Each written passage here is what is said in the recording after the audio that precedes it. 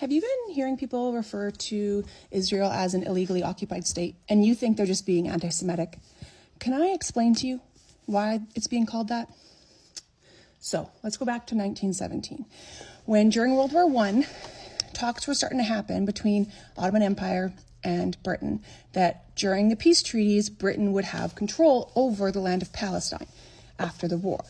So once that discussion had been had, Balfour decided that in talks with the Zionists, that they would partition a part of Palestine for the Jewish homeland, a small portion. It was nothing legal. The Balfour Declaration is not a legally binding document. It is a statement of support that that's what Britain would do, that they would honor that. Unfortunately for them, after the war, the Treaty of Versailles, specifically the Covenant of the League of Nations, Article 22, starts to talk about self-determination for any British colonial entity, which now included Palestine, which means that the people of Palestine had the right to self-determination within their land. One land, one people, self-determination. That's what the Treaty of Versailles provided to all British colonies, now including Palestine. So that little agreement that Zionists had with Balfour was null and void. There was nothing legally binding about it, and there was nothing about it that actually prevented Palestinians from kicking them out if they wanted to.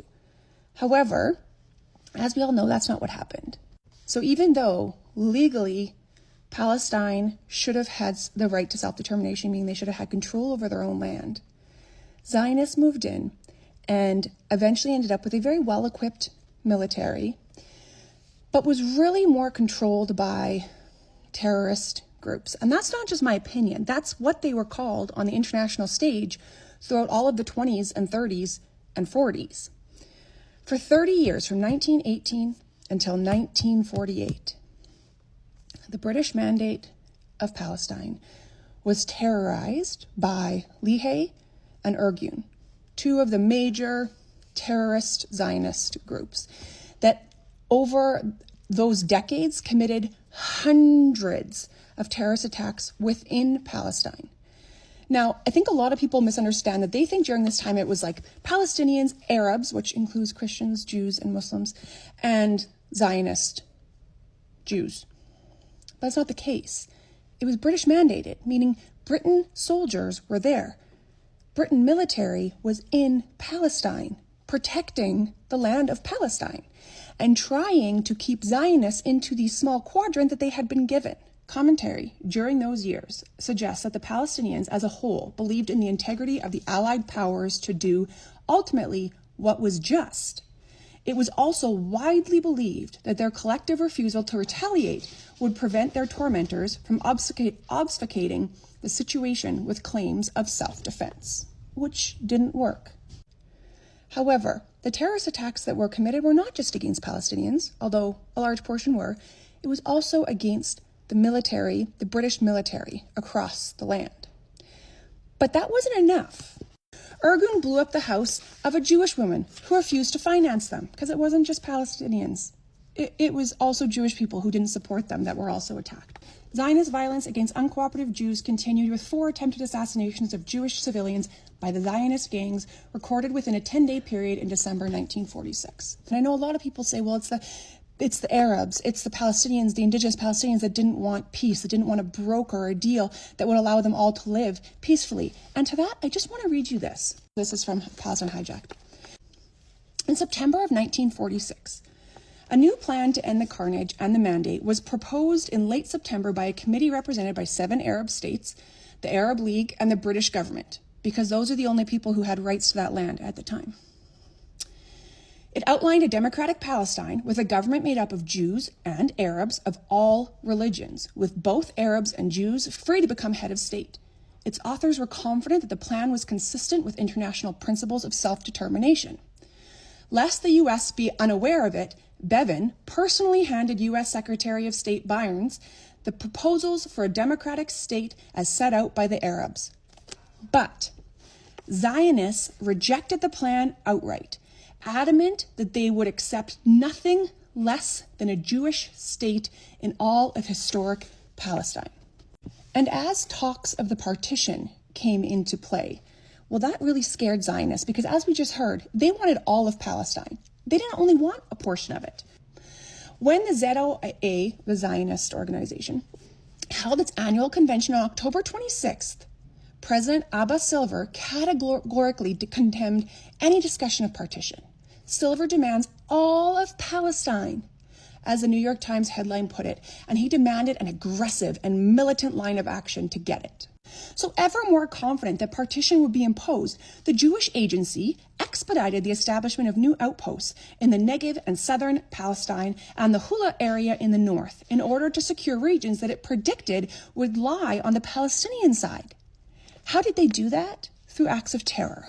Now, when they wanted to branch out from Palestine to make sure that anyone who might actually vote for the partition and actually giving a piece of the land to Palestinians, well, they had to expand their reach. They started bombing Britain, home soil Britain, outside of Palestine as well, just to make their point. And they bragged about it. So Leahy, he said that Britain was issuing fake lists of casualties. We know for certain that on several occasions, the casualties suffered by the British were higher than those officially disclosed. They were bragging about how many British people they killed on British soil.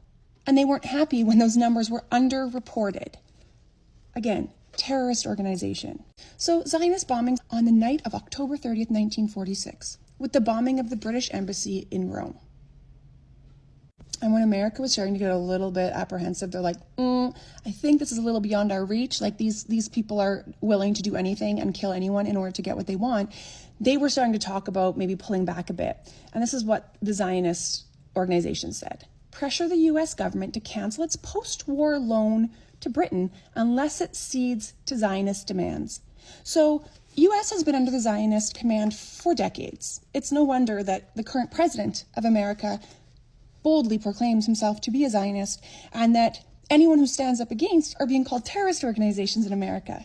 Isn't that ironic that the actual groups that started all of this under Zionism that President Biden supports are the actual terrorist organizations that were called such by America, Britain, and every other country across the world, all through the 1920s, 30s, and 40s.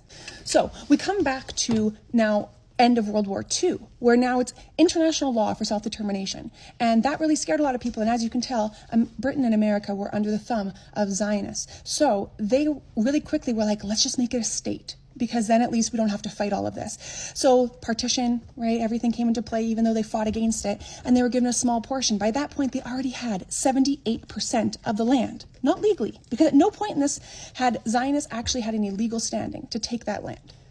This entire time, up until 1948, Palestine was the right to self-determination, and all the indigenous people of Palestine. Not the Israelis, not the Jewish people who'd come in, and certainly not the Zionists. And then they were just made a state. And not just made a state, they were then taken into the UN. After all this illegality and terrorism, they were accepted as the UN as a rightful state. However, most countries didn't believe that. And that's why we call it an illegally occupied state, because at no point has any legal proceedings actually taken place to allow Israel to be called a legal state. They stole it from Palestine with the help of America and Britain because they were terrified of Zionists who were controlling the world at that point. And clearly, still today. Interact, share, because you know this is going to get suppressed. Let's get the truth out there, folks.